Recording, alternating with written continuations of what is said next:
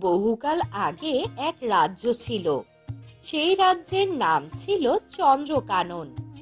চন্দ্রকানন রাজ্যে প্রতি সকালে সূর্যের প্রথম আলোয় ফুটতো এক আশ্চর্য ফুল, যাকে মানুষ জীবন ফুল বলতো। বলা হতো এই ফুল না ফুটলে রাজ্য জুড়ে আনন্দ হারিয়ে যায় আর সব প্রাণ ক্লান্ত হয়ে পড়ে। সেই ফুলের যত্ন নিত এক পরী, যার নাম ছিল ফুলকুমারী। সে পরী ছিল রাজ্যের সবার আপন। হাসি মুখে সে প্রতিদিন ফুলের সাথে কথা বলতো। কেমন আছো প্রিয় ফুলেরা? আজ তোমাদের অন্য দিনের চেয়ে আরো বেশি সুন্দর দেখাচ্ছে।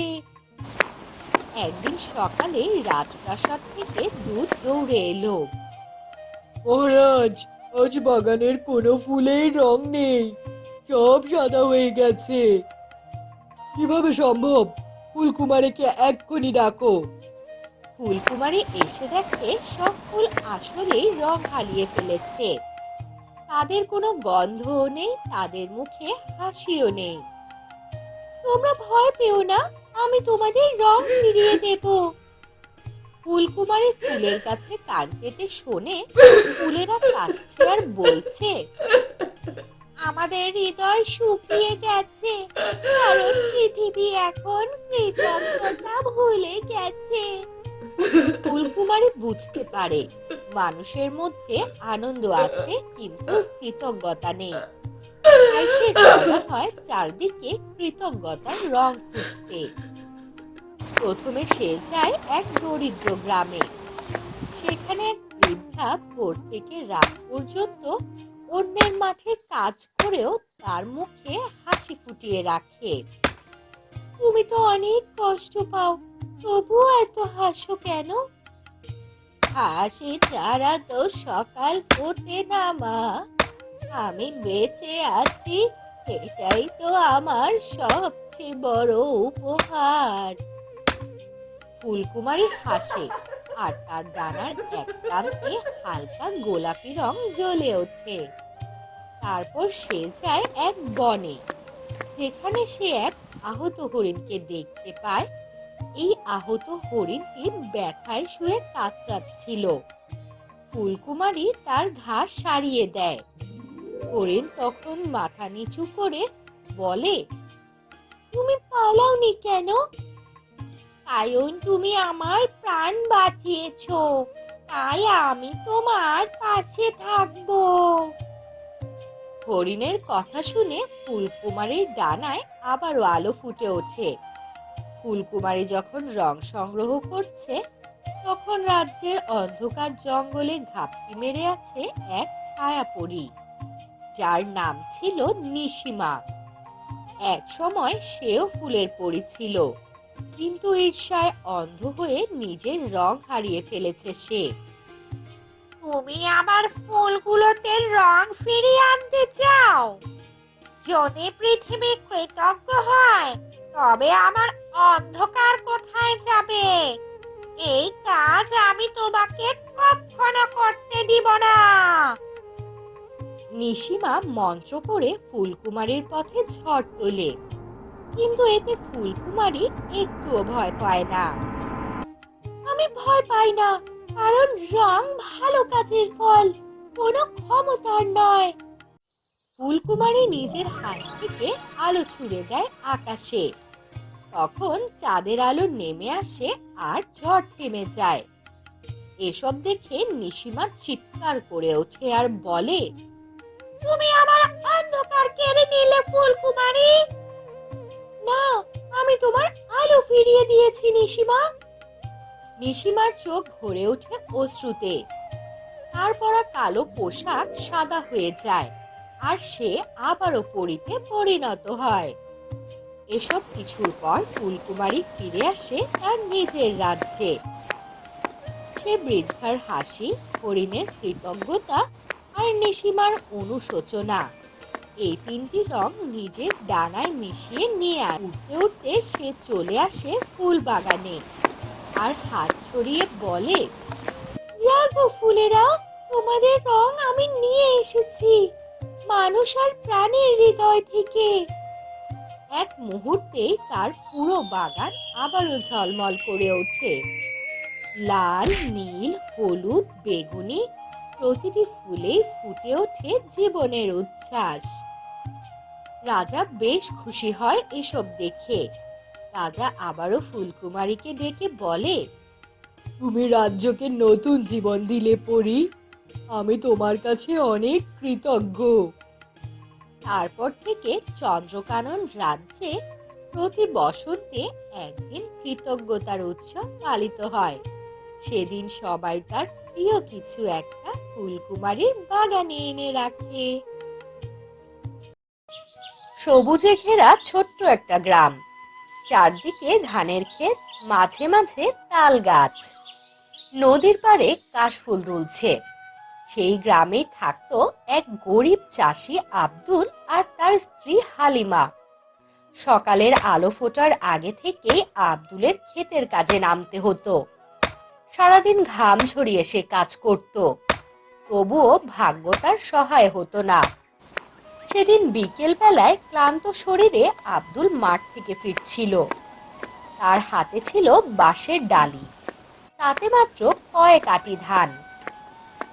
আব্দুল ঘরে ফিরলে হালিমা হাঁফ ছেড়ে বলল, আব্দুল, এইটুকু ধান দিয়ে কি সংসার চলবে?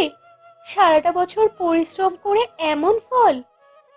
আব্দুল মাথা নিচু করে দীর্ঘশ্বাস ফেলে বলল, আমি কি করব হালিমা, মাটি ফসল দিল না। সৃষ্টিকর্তাই জানেন উনি কেন এভাবে পরীক্ষা নিচ্ছেন। দুজনেরই চোখে জল এসে গেল।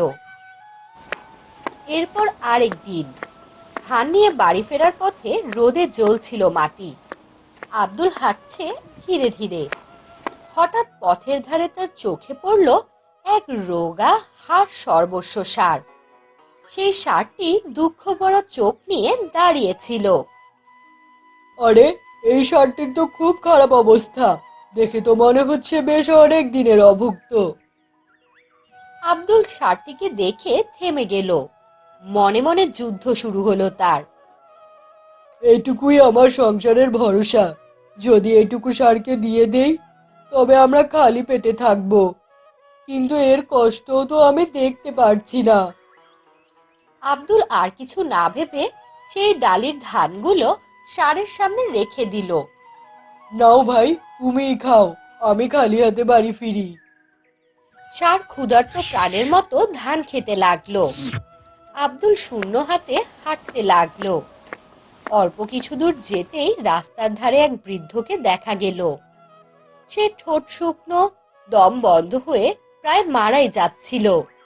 বৃদ্ধ কাঁপা কাঁপা গলায় বলল, বাবা, একটু পানি, একটু পানি না পেলে আমি শেষ হয়ে যাব।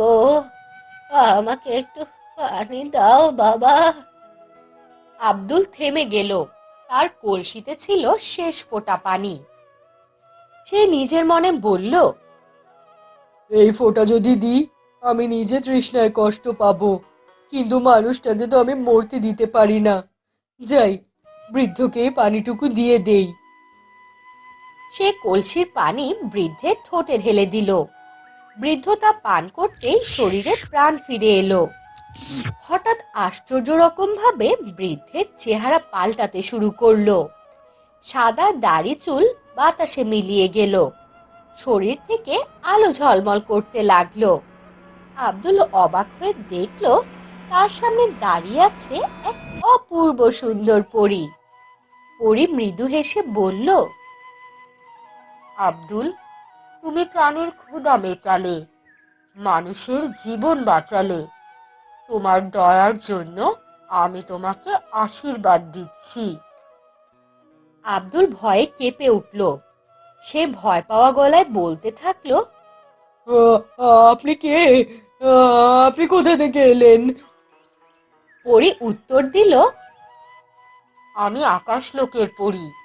তোমার দয়া দেখে আমি মুগ্ধ হয়েছি, তাই তোমাকে আমি উপহার দেব এক জাদুর সার।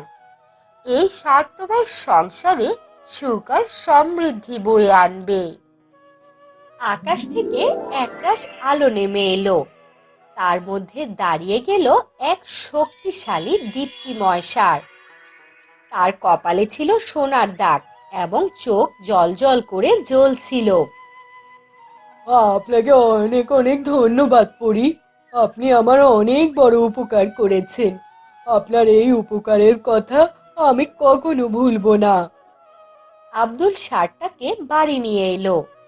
সেদিন থেকে আশ্চর্য সব ঘটনা ঘটতে শুরু করলো। ষাঁড় যখনই মাঠে হেঁটে যায়, শুকনো জমি সবুজ হয়ে ওঠে, ধান গাছ দ্বিগুণ হয়ে বড় হয়ে যায়। এক রাতেই খালি গোলা ভরে যায় ধানে। হালিমা বিস্ময় নিয়ে আব্দুলকে বলে, আব্দুল, এ যেন অলৌকিক! সৃষ্টিকর্তা আমাদের দয়ার প্রতিদান দিয়েছেন। ষাঁড়টাকে তারা নিজের সন্তানের মতো যত্ন নিতে লাগলো। প্রতিদিন সকালবেলা হালিমা তার গলায় মালা পরিয়ে দিত, আব্দুল খাওয়াতো দুধ ভাত। ধীরে ধীরে গ্রামের মানুষ খেয়াল করলো আব্দুলের ঘরে অভাব নেই, খেতে সোনালী ধান, এবং তার ঘরেও অনেক খুশি। গ্রামের ধনী লোক হাসেম এসব দেখে বেশ হিংসায় জ্বলতো। সে একদিন বন্ধু আব্দুলের কাছে এসে বলল, বন্ধু, তোমার শার্টটা আমাকে দাও, আমি তোমাকে মোটা টাকা দিব। আব্দুল হেসে জবাব দিল, না হাসেম ভাই, এই শার্ট আমার জীবনের ভরসা, আমি এটাকে বিক্রি করতে পারবো না। হাসেম দাঁতে দাঁত চেপে আব্দুলকে বলল, দেখো, পরে কিন্তু আফসোস করো না। এরপর হাসেম নানাভাবে আব্দুলের কাছ থেকে তার শার্টটি নেয়ার চেষ্টা করতে লাগলো, কিন্তু আব্দুল তার কথাতেই অটল ছিল। তাই একদিন হাসেম দুষ্টু বুদ্ধি আটলো। তারপর এক রাতে হাসেম চুপি চুপি আব্দুলের গোয়াল ঘরে ঢুকলো। আজ এই শার্ট আমি চুরি করে আমার করে নিয়ে যাব। হি হি হি হি হি। কিন্তু হাসেম যখনই ষাঁড়কে বেঁধে নিতে লাগলো, ষাঁড়ের চোখ লাল হয়ে উঠল। ষাঁড়ের এক গর্জনে পুরো গ্রাম কেঁপে উঠল। ষাঁড় ডানা মেলে আকাশে উঠে গেল এবং সেই সাথে সে শিং দিয়ে হাসেমকে আকাশে তুলে নিয়ে গেল। ওরে বাবারে, এসব কি হচ্ছে? আমাকে ছেড়ে দাও, আমি আর কখনোই লোভ করব না। এই আব্দুল ভাই, আমাকে বাঁচা, আমাকে বাঁচা আব্দুল ভাই, তোর ষাঁড় আমাকে মেরে ফেলবে। গ্রামবাসী এইসব দেখে ভয়ে চিৎকার করতে লাগলো। সকালের আলো ফুটতেই সবাই দেখলো হাসেম আর এই গ্রামে নেই। ষাঁড় তাকে বিদেশের কোনো এক অজানা দেশে ফেলে এসেছে। সেদিনের পর থেকে গ্রামবাসী কেউ আর কখনোই কোনো লোভ করেনি।